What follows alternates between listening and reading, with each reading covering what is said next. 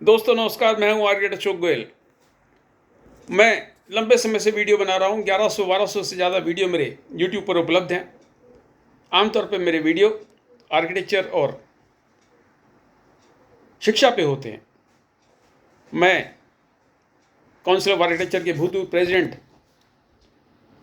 या कहें तत्कालीन प्रेसिडेंट हबीब खान जी से ही बातचीत कर चुका हूं। वो पूरा वीडियो यूट्यूब पर उपलब्ध है। भूतपूर्व प्रेसिडेंट विजय गर्ग से ही बातचीत कर चुका हूं। वो पूरा वीडियो यूट्यूब पर उपलब्ध है। वर्तमान प्रेसिडेंट आदरणीय अभय पुरोहित जी से बातचीत कर चुका हूं। वो पूरा वीडियो भी यूट्यूब पर उपलब्ध है। और मेरे जो जितने ही प्रश्न इनसे मैं पूछता था, ये इनको एडवांस में नहीं दिए जाते थे। मेरे बहुत सारे प्रश्न इनको विचलित करते थे, लेकिन बड़ी शालीनता से, बड़ी शांति से इन तीनों महानुभावों ने मेरे प्रश्नों का उत्तर दिया।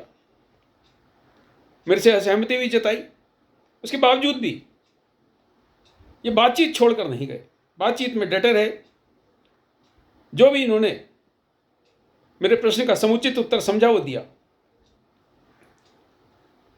मेरी मान्यता है कि अगर आपका दिल साफ है तो आपको बातचीत से क्या परहेज। अगर आप कुछ छुपा नहीं रहे तो आपको बातचीत से क्या परहेज है। ये आरटीआई एक्ट किस लिए बना हुआ है? ये आरटीआई एक्ट कहता है कि देश के किसी भी नागरिक को किसी भी सरकारी संस्थान की किसी भी फाइल का कोई भी कागज लेने का अधिकार है। यानी जनता राजा है और सरकारी कर्मचारी पब्लिक सर्वेंट है। लेकिन हो यह रहा है कि सरकारी कर्मचारी अपने आप को रूलर समझ बैठे।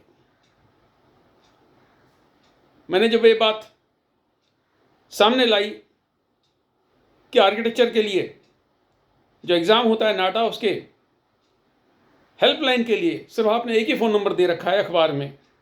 कैसे 1000 लोग एक फ़ोन नंबर पर बात करेंगे? हेल्पलाइन नंबर मिलता नहीं। काउंसिल ऑफ आर्किटेक्चर के रजिस्ट्रार श्री राजकुमार ओबराय जी से मैंने जब बातचीत करने की कोशिश की तो उन्होंने कहा कि उनकी अनुमति मेरे को ज़रूरी है मेरी बातचीत रिकॉर्ड करने के लिए। अगर उनको कुछ छुपाना नहीं था, अगर उनको साधारण जानकारी देनी है तो उनको क्या आपत्ति है? उनको क्या आपत्ति है अगर उस बातचीत का खुलासा, उस बातचीत की सारी जानकारी मैं अपने व्यूअर्स को दूं? क्या बातचीत हो रही थी? बातचीत ये हो रही थी कि हेल्पलाइन के नंबर मिलता नहीं। ओबराय साहब कह रहे थे मिलता है। और उसके बाद बातचीत इस दिशा में चली गई कि उन्होंने कहा मैं चुप नहीं रहूंगा। आप लगातार सीओए के बारे में बोलते हैं, लगातार आप ऐसी बातें बोलते हैं, बहुत चुप रहा, मैं चुप नहीं रहूंगा। हम तो कहते हैं आप बोलिए। हम तो कहते हैं हमने आपको ढेरों चिट्ठियां भेजी हैं, रजिस्ट्री से भेजी हैं, स्पीड पोस्ट से भेजी हैं, ईमेल से भेजी हैं, तो चिट्ठियों का जवाब दीजिए। हम तो कहते हैं हमने आपके यहाँ शिकायत दर्ज कराई है, भेजिए ना उसके जवाब। उसका जवाब पाने के लिए मेरे को आरटीआई लगानी पड़ती है काउंसिल ऑफ आर्किटेक्चर में। हम काउंसिल ऑफ आर्किटेक्चर में आरटीआई लगा के पूछते हैं फर्जी आर्किटेक्ट के खिलाफ कितने मुकदमे किए। जवाब आता है के खिलाफ भी एफआईआर दर्ज नहीं कराई। ये किसका काम है? काउंसिल ऑफ आर्किटेक्चर को सही रूप से चलाना किसका काम है? देश को फर्जी आर्किटेक्ट से बचाना किसका काम है? जो हमारे चुने हुए प्रतिनिधि हैं, जो स्टेट रिप्रेजेंटेटिव्स हैं, उनके पास और भी कार्य है। अलग अलग स्टेट्स में वो कार्यरत हैं। जो प्रैक्टिसिंग आर्किटेक्ट में प्रैक्टिस में व्यस्त हैं। तो काउंसिल का दफ्तर चलाने की जिम्मेदारी किसकी है? प्रशासनिक अधिकारियों की है। अगर उन प्रशासनिक अधिकारियों से हम सवाल पूछते हैं तो हमारे साथ अभद्र व्यवहार करते हैं। मैं बार बार ये बात कहता रहा हूँ कि काउंसिल ऑफ आर्किटेक्चर का दफ्तर बाबू लोग चला रहे हैं।